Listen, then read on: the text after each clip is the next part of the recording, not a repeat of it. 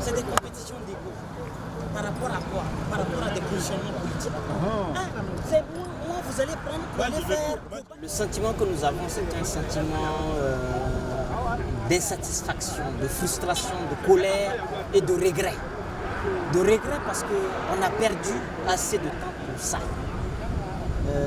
Si on avait la possibilité de nos ancêtres de lire dans l'avenir, on aurait pu savoir écourter notre souffrance et notre patience par rapport à un verdict qui allait ressembler à nos aspirations, qui allait créer une sorte de justice entre la nature des crimes connus et la nature de la sanction.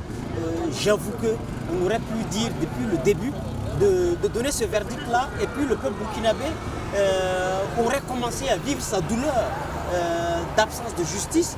Le peuple burkinabé aurait économisé son patrimoine économique parce que c'est de l'argent perdu gratuitement à louer une salle hyper coûteuse à notre budget national.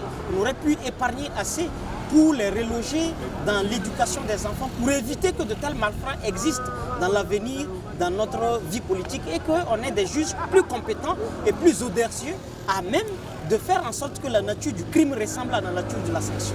Mais là, j'avoue qu'il y a eu un décalage au moins à 360 degrés d'entre la nature des crimes et des actes barbares qui ont été posés par des gangsters politiques et qui ont eu à côté un type de gangstérisme judiciaire qui leur a donné finalement raison. Donc qui sort perdant? Le peuple dans sa globalité sort perdant.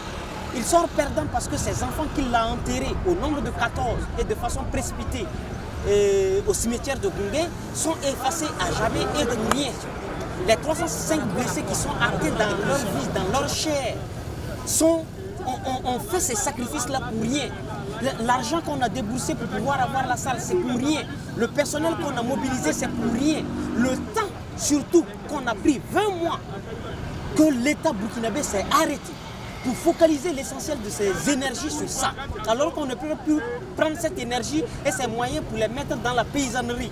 On aurait au moins pu créer les possibilités d'échapper aux humiliations arabo-musulmanes de dattes, de côtelettes, de moutons qu'on nous distribue. Mais enfin, moi je sors très déçu de notre justice qui nous enseigne finalement qu'il n'y a que le bourreau qui peut être célèbre et qui est valable dans notre nation. Il n'y a que quand tu es capable de détruire, que tu bénéficies des grâces de l'État.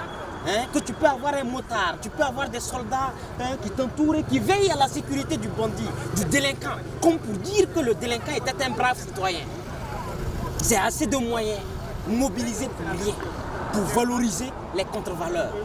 Alors que l'Afrique nous prescrit que la justice, le principe de la maths, veuille que chacun soit récompensé à la hauteur de sa sueur, à la hauteur de la nature de sa pensée, de ses paroles et de ses actes. Si tu poses des bons actes, la nature te sera reconnaissante. Si tu poses des actes bons mais moyens, la nature te sera reconnaissante, et ainsi de suite.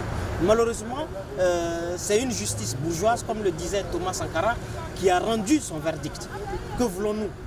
Est-ce qu'il faut être fondamentalement et profondément surpris des performances d'une justice issue de mœurs situées à 8000 km de nous? Le droit qui régit nos sociétés ou nos institutions judiciaires, c'est un droit importé.